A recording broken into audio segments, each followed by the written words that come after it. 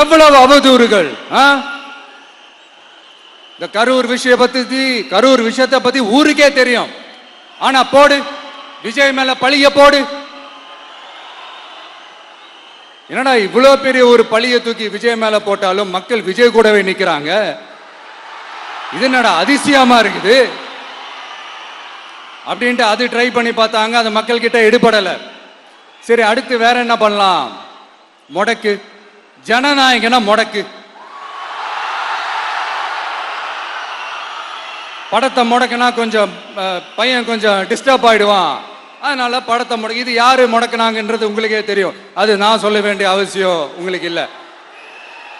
ஆனா இவன் நாடா இவன் படத்தை முடக்கினாலும் அவன் பாட்டுக்கு அதை கண்டுக்காம அவன் பாட்டுக்கு வேலையை பார்த்துட்டு போயிட்டே இருக்கான். அதுவும் எடுபடலை. சரி, அடுத்து வேற என்ன பண்ணலாம்? போடு, SOPன்னு ஒண்ணு போடு. விஜய்க்கு மட்டும் தனியா ரூல்ஸ், தனியா ரெகுலேஷன்ஸ், தனியா கண்டிஷன்ஸ். அவனுக்கு மட்டும் போடு.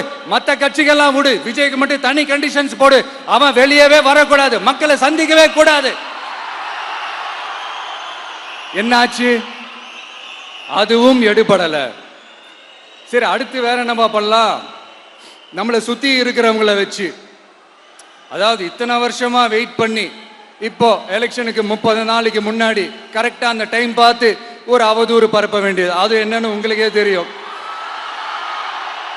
அதுவும் மக்கள் கிட்ட எடுபடல.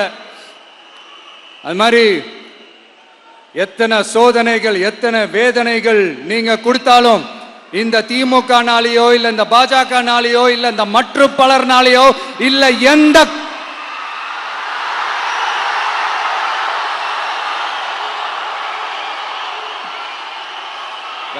வேற யாராலையும் என்ன மக்கள் கிட்ட இருந்து பிரிக்க முடியாதுன்னு சொல்ல வந்த. அதை தான் சொல்ல வந்த.